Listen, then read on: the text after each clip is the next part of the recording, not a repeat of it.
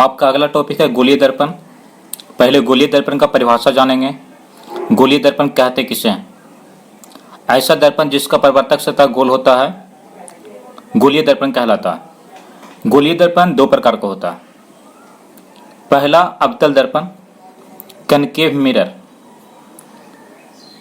वैसा गोलीय दर्पण जिसका परावर्तक सतह अंदर की ओर हो, अर्थात गोले के केंद्र की ओर वक्रित हो, अवतल दर्पण कहलाता है। जैसे यहाँ पर जो अवतल दर्पण देख रहे हैं, यहाँ पर देखिए इसका परावर्तक सतह है जो अंदर की ओर है, अर्थात जिसका परावर्तक सतह अंदर की ओर हो उस दर्पण को अवतल दर्पण कहते हैं। अगला है उत्तल दर्पण, कन्वेक्स मिरर। वैसा गोलीय दर्पण जिसका परावर्तक सतह बाहर की ओर हो। यहाँ पर देखिए इसका परावर्तक सतह है जो बाहर की ओर है, इसका परावर्तक सतह बाहर की ओर है, तो इस तरह के दर्पण को उत्तल दर्पण कहते हैं।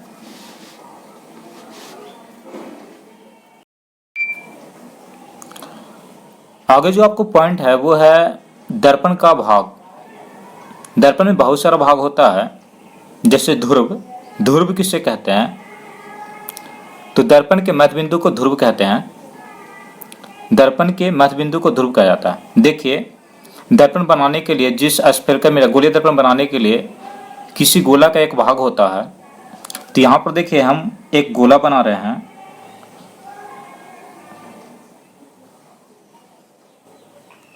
और यहाँ से यदि कटिंग करेंगे और इसको एक तरफ यदि रंजित कर देंगे, यदि एक तरफ यदि पेंट कर देंगे तो ये दर्पण बन जाएगा और इसके मध्य बिंदु को ध्रुव कहते हैं। यहाँ पर एक दर्पण बन गया। ये यहाँ पर यदि काट के इसको निकाल देंगे तो ये दर्पण बना था। दर्पण के मध्य बिंदु को ध्रुव कहते हैं।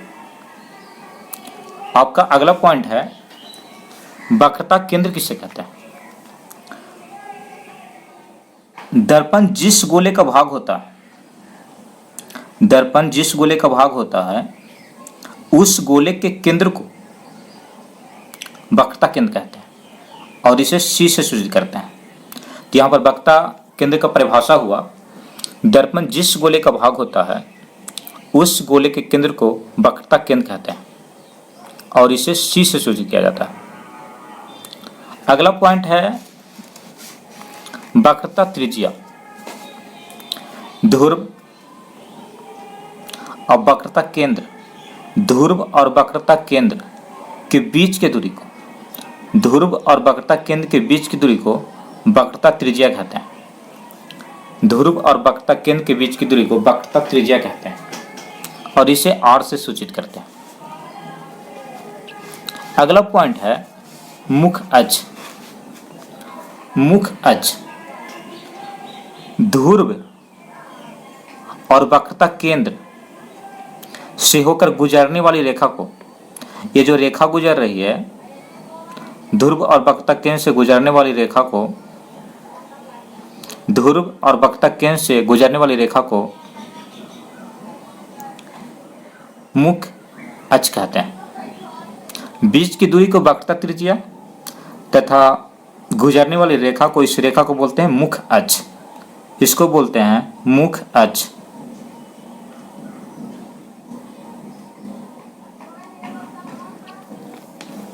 अगला पॉइंट है फोकस। अगला पॉइंट है फोकस। जब कोई आपतित किरण मुख अक्ष के समांतर गमन करती है और दर्पण से टकराने के बाद जिस बिंदु पर कटती है या कटती हुई प्रतीत होती है उस बिंदु को फोकस या नाभि कहते हैं। इसको भी समझेंगे। जैसे एक दर्पण बनाए हैं,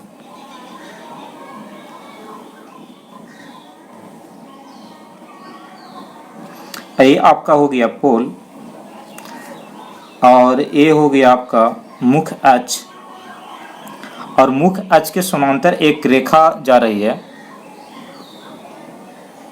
मुख अक्ष के समांतर कोई किरण जा रही है और दर्पण से टकराने के बाद जिस बिंदु पर कटती है इसी को बोलते हैं क्या? फोकस। तो ये आपका क्या हो गया? फोकस।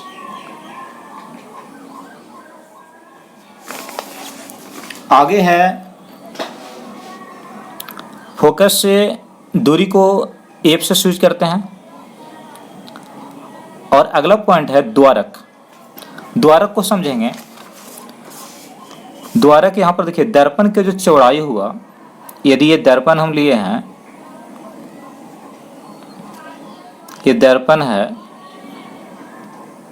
तो दर्पण का जो चौड़ाई हुआ, तो दर्पण की चौड़ाई को क्या कहते हैं? द्वारक कहते हैं। तो यहां पर परिभाषा हो जाएगा, दर्पण की चौड़ाई को द्वारक कहते हैं।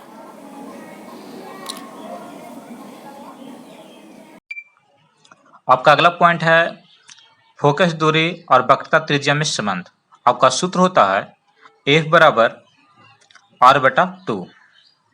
यहां पर देखिए लिख सकते हैं 2F बराबर R, और F अनुपात R यदि लिखेंगे तो हो जाएगा कितना? 1:2। तो यहां से पता चल रहा है, हम कह सकते हैं कि फोकस दूरी होता है वो वक्रता त्रिज्या के आधी होता है। तो फोकस दूरी वक्रता त्रिज्या के आधी होता है। अगला पॉइंट है, नोट करके दिया हुआ है कि जब कोई किरण मुख्य अक्ष के समांतर जाती है तो दर्पण से टकराने के बाद मुख्य फोकस से होकर गुजरती है। तो यहां पर देखिए एक दर्पण है और मुख्य अक्ष के समांतर जा रही है कोई किरण, और दर्पण से टकराने के बाद, दर्पण से परावर्तन के बाद ये फोकस से होकर गुजरती है। अगला पॉइंट है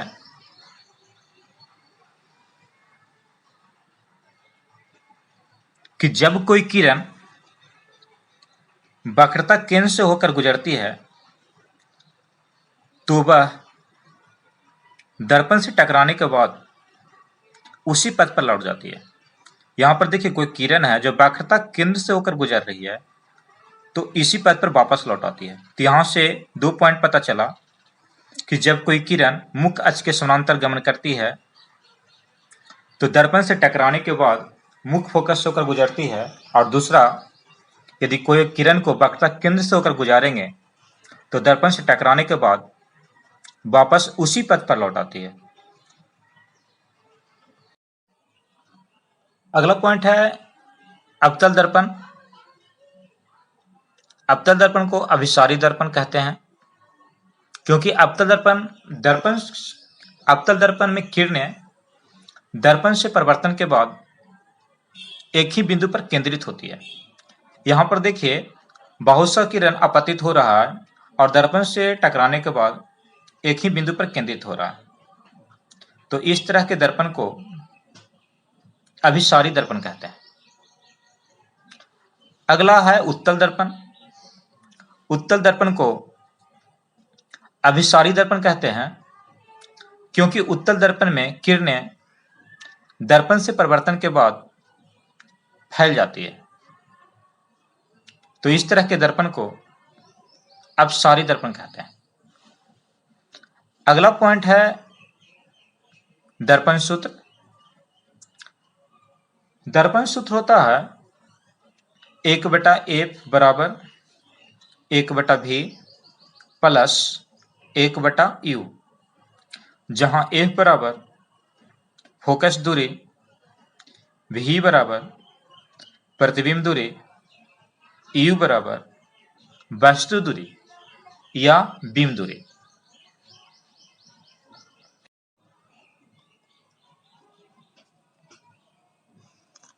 अवतल दर्पण में प्रतिबिंब का स्थान और प्रकृति। पहला शर्त है, केस 1 है कि जब वस्तु अनंत पर हो तो उसका प्रतिबिंब कहां बनेगा और कैसा बनेगा। जब वस्तु अनंत पर हो तो उसका प्रतिबिंब फोकस पर, वास्तविक, उल्टा, आकार में वस्तु से बहुत छोटा होगा। अर्थात जब वस्तु अनंत पर हो तो उसका प्रतिबिंब फोकस पर बनेगा, वास्तविक, उल्टा और आकार में बहुत छोटा बनेगा। शर्त 2 है कि जब वस्तु अनंत और वक्रता केंद्र के बीच में हो तो इसका प्रतिबिंब कैसा बनेगा। जब वस्तु अनंत और वक्रता केंद्र के मध्य स्थित हो तो इसका प्रतिबिंब फोकस और वक्रता केंद्र के बीच में बनेगा, वास्तविक बनेगा, उल्टा बनेगा और वस्तु से बहुत छोटा बनता है। तो यदि आपसे क्वेश्चन पूछे कि जब वस्तु अनंत और वक्रता केंद्र के बीच में स्थित हो तो उसका प्रतिबिंब फोकस और वक्रता केंद्र के बीच में, वास्तविक, उल्टा और वस्तु से छोटा बनता है। अगला पॉइंट है, जब वस्तु वक्रता केंद्र पर स्थित हो तो इसका प्रतिबिंब कैसा बनेगा।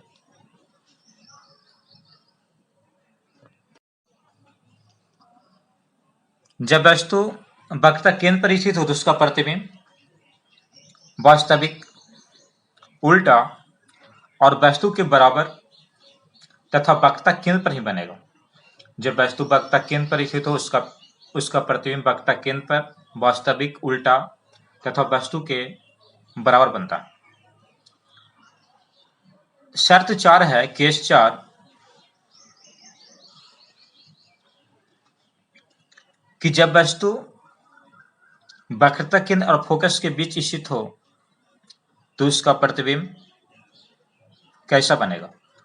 तो जब वस्तु वक्रता केंद्र और फोकस के बीच स्थित हो तो उसका प्रतिबिंब वक्रता केंद्र और अनंत के बीच वास्तविक, उल्टा और वस्तु से बड़ा बनता है।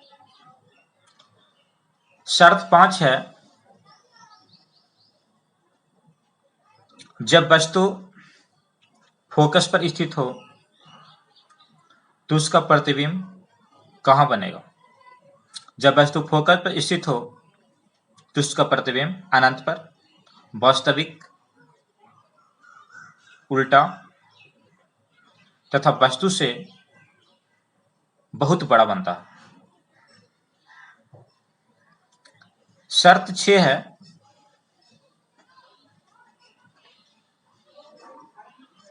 जब वस्तु फोकस और ध्रुव के बीच स्थित हो तो उसका प्रतिबिंब कहां बनेगा।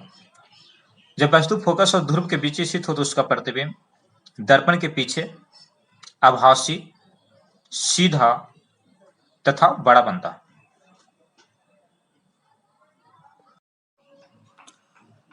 उत्तल दर्पण द्वारा बना प्रतिबिंब की स्थिति और प्रकृति। उत्तल दर्पण में किसी भी स्थान के लिए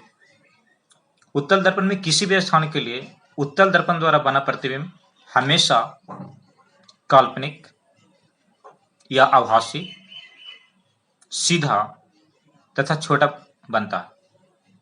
उत्तल दर्पण में किसी भी स्थान पर यदि वस्तु को रखेंगे तो उसका प्रतिबिंब हमेशा काल्पनिक, सीधा और छोटा बनेगा। यहां से कुछ क्वेश्चन पूछा गया है। पहला है, अवतल दर्पण में प्रतिबिंब बनता है, आपका ऑप्शन है काल्पनिक, सीधा, बड़ा, काल्पनिक, उल्टा, बड़ा, सी काल्पनिक, सीधा, छोटा और डी ऑप्शन है काल्पनिक, उल्टा और छोटा। आपको पढ़ाए हैं कि अवतल दर्पण में प्रतिबिंब काल्पनिक, सीधा तथा बड़ा बनता है। तो आपका आंसर हो जाएगा ए। उत्तल दर्पण में प्रतिबिंब बनता है, उत्तल दर्पण में हमेशा आभासी, सीधा तथा छोटा प्रतिबिंब बनता है। तो आपका आंसर हो जाएगा सी। उत्तल दर्पण में हमेशा काल्पनिक, सीधा तथा छोटा प्रतिबिंब बनता है। अगला टॉपिक है अवतल दर्पण का उपयोग। अवतल दर्पण का उपयोग कहां करते हैं।